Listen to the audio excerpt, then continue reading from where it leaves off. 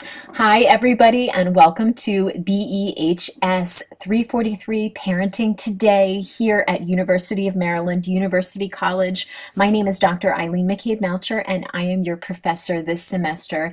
This is one of my absolute favorite courses here to teach at the University of Maryland, University College, and I look forward to working with you. I've created this short video to help orient you to the course, and most importantly, to let you know that I'm a real person here on our online platform and that I care about your success as a student. So if you are struggling with anything related to our course, if you have any questions related to course content, to our quizzes, to our assignments, please do not hesitate to reach out to me. You can do so either via email or you can reach out to me through our class pager tool here in our online platform. So that's important for you to know, is that I'm here to help you be successful in the class, but I need to hear from you if you have a question or if you have a concern. So this class is completely asynchronous, meaning that you can fulfill all the obligations for this class on your own time schedule. So we do have due dates that are carefully outlined here, and we're going to spend a moment going over the content of our syllabus here. So the first thing that I encourage you to do is to familiarize yourself with the Leo classroom. So it's also important to let me know if this is your very first time taking an online course here at University of Maryland, University College, just so I know that in case you're needing some extra support here. So as you can see here, our class officially begins on August 22nd, which is a Monday. And all of the course assignments for this particular class are due on Sundays at 11:59 p.m. Eastern Standard Time. So the first thing that you want to pay attention to here is that we have information about our syllabus located here. There's also in the Leo platform, there's the Ask the Professor, where you can ask me a question. Questions that may be helpful here are queries or questions that you have that you think might be helpful for everyone in the class. If this question pertains to you, a grade, a question that you have in regarding to something that specifically pertains to you, I highly recommend that you email that question to me. However, if it's a general question that you would think everybody would benefit from seeing, then I definitely encourage you to post in this Ask the Professor forum. There's also a student lounge here where all students can interact and engage with each other, get to know each other better, get to talk to each other about assignments or about course material, about your progress. So I encourage you guys to use that as well, because that's why it's here for you.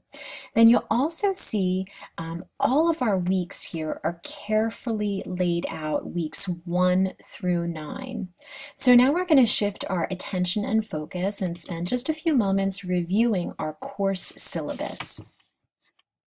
So you'll see here at the top of our course syllabus, it has my faculty contact information, and here is my email address. It's eileen.mccabe-melcher@faculty.umuc.edu.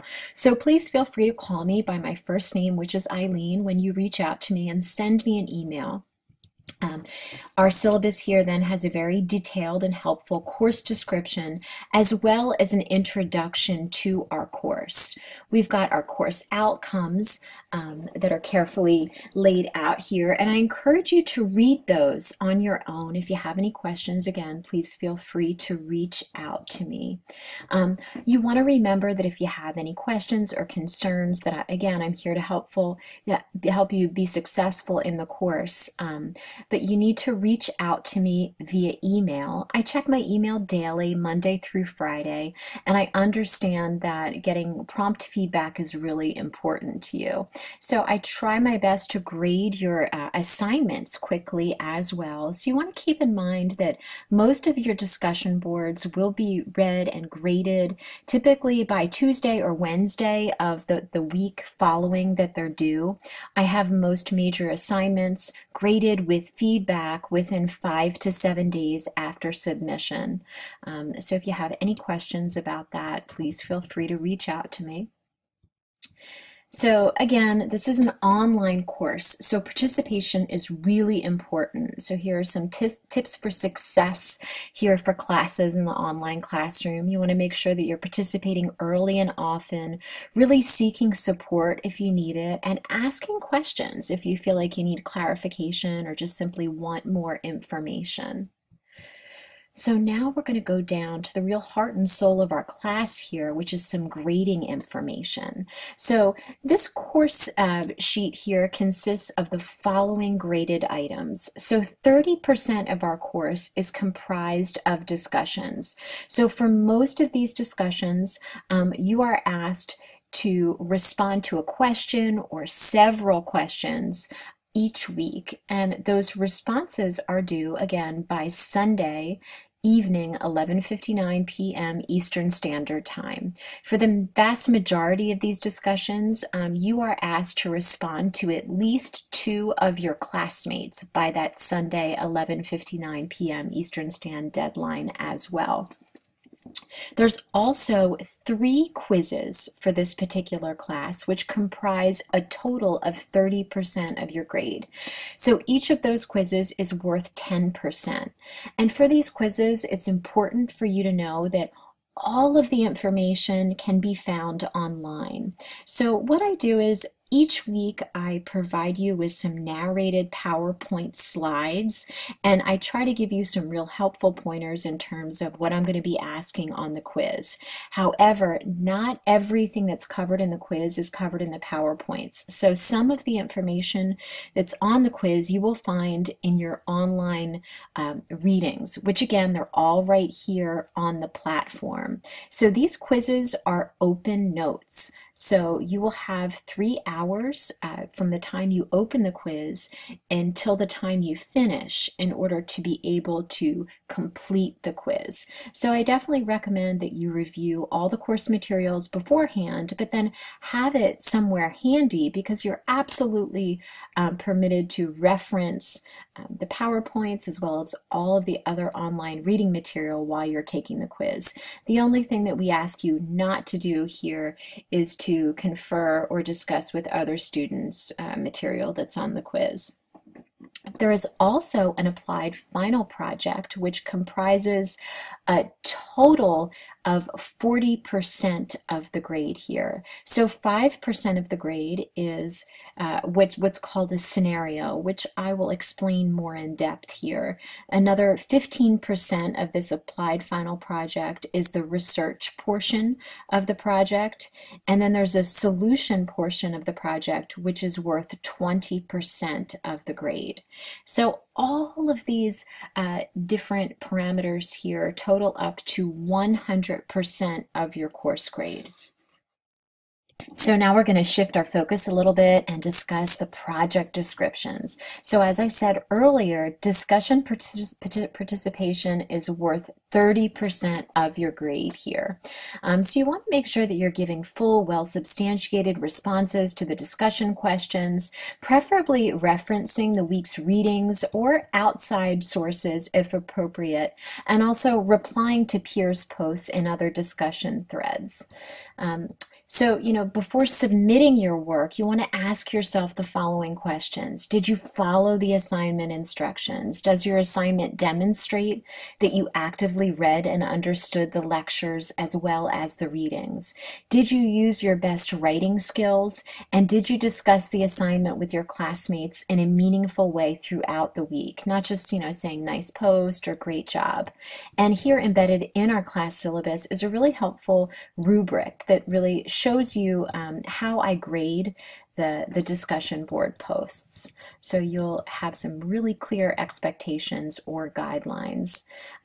So there are late penalties for discussion board posts that are submitted late. So 1 point will be deducted from your discussion score for every day the post is late.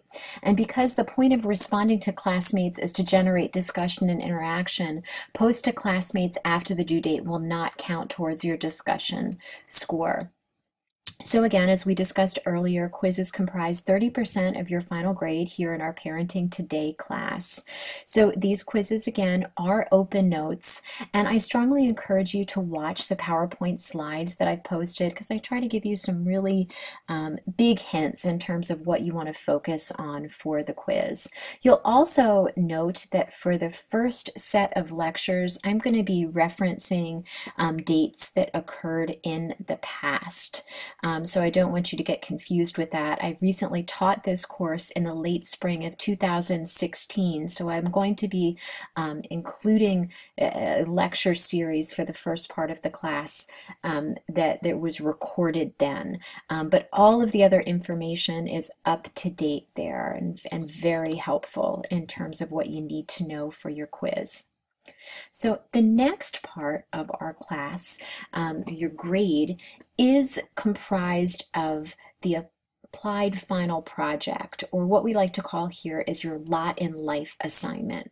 So essentially you're going to be writing a paper about one of the following scenarios here, and you have so many to choose from. As you can see here, there's 32 different scenarios, so hopefully one of these different scenarios may be a strong research interest or research passion of yours, something that you're wanting to learn more about.